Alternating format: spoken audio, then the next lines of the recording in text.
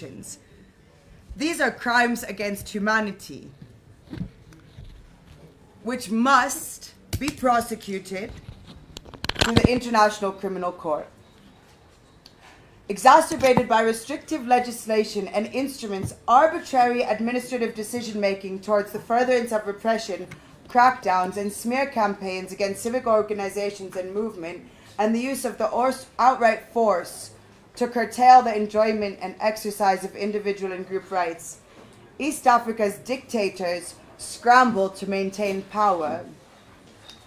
Suluhu, Ruto, and Museveni continue to direct and collaborate in the implementation of these gross violations to human rights and will be held accountable through all available legal mechanisms.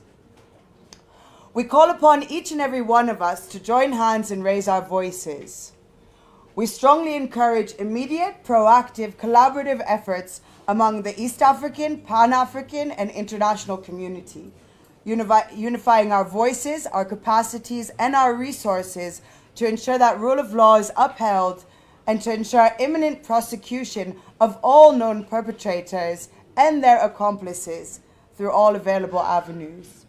May we continue to unite and fight tirelessly to restore dignity, equity, shared prosperity, and fundamental rights and freedoms for our people across the East African community and Africa at large.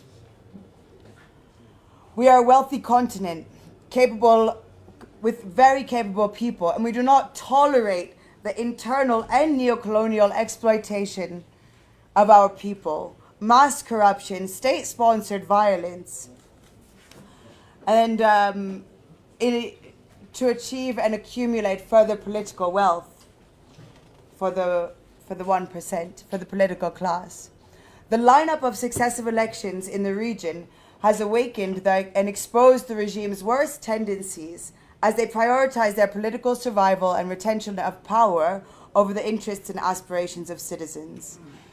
With digital surveillance technologies, state capture, opportunistic relationships with major intelligence and telecommunication agencies, as well as multinational corporations, the active suppression and violation of rights has become the norm rather than the exception.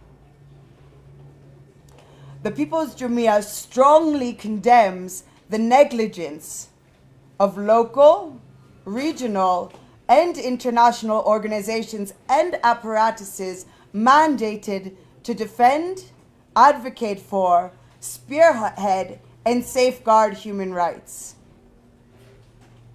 Your silence, lack of proactive efforts, nor significant impact and ultimate failure in fulfilling your mandates is deafening. And yet, after the blood has dried and the dust of brutality is systematically ignored. A musician and a citizen of East Africa, and I'm from Tanzania. Since about 2016, Tanzanians have endured a worrying epidemic of state sanctions, violence against them. Majority silenced and overlooked on a regional and global scale.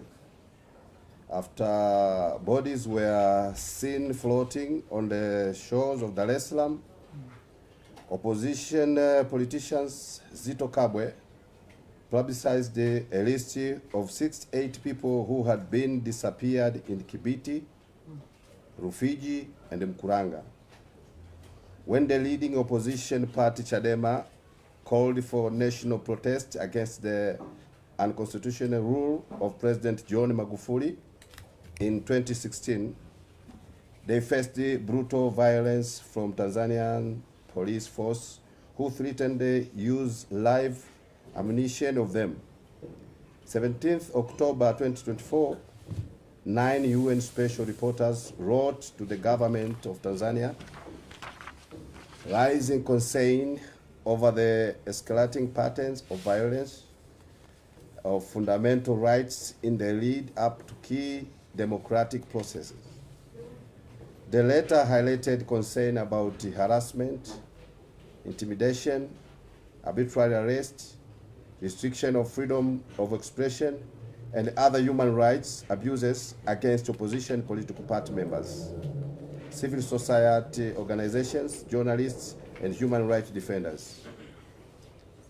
They particularly took note for the disassessment of the Maasai population and growing trends of enforced disappearances.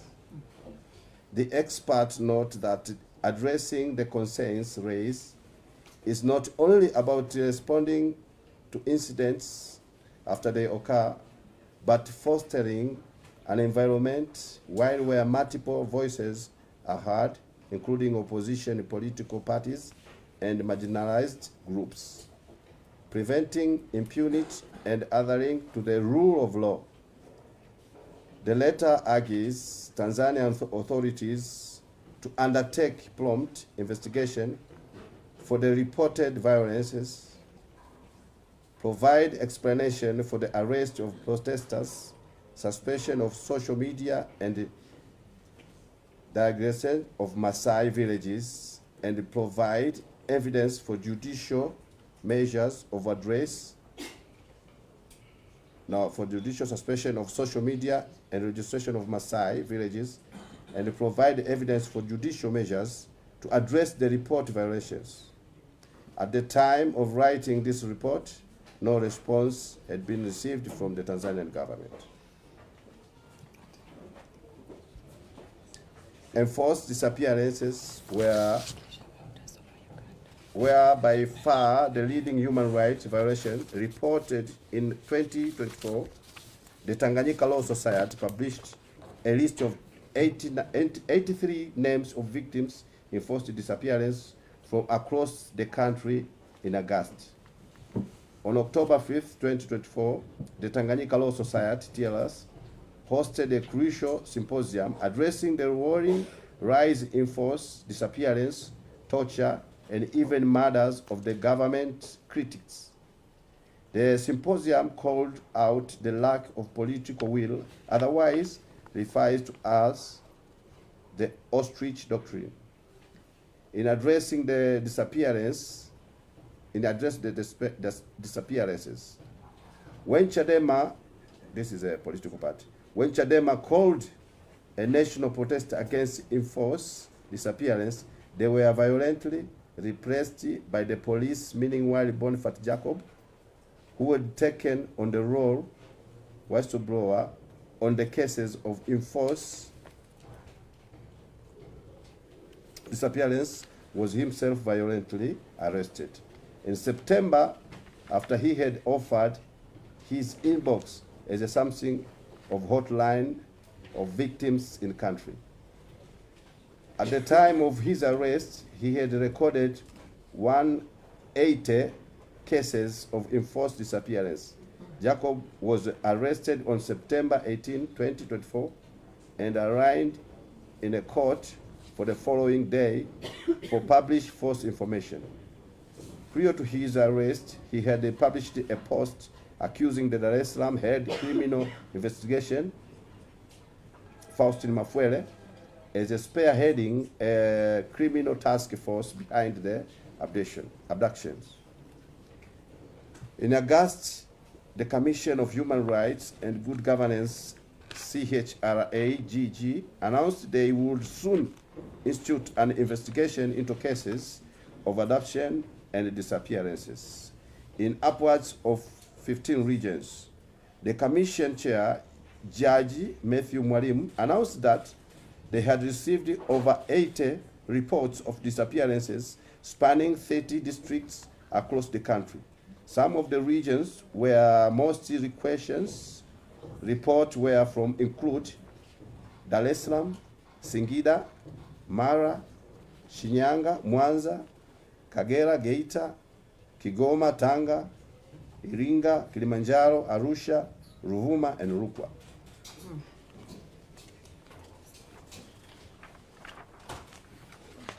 My name is Rachel Mekali. I'm a Pan-African feminist activist, and I'm also the chair of the Human Rights Awards Kenya, where also I sit currently with Dr. William Tunga as one of the judging panel, and 3 of our deal last year, which is bonface. Anifa and Hussein also were involved.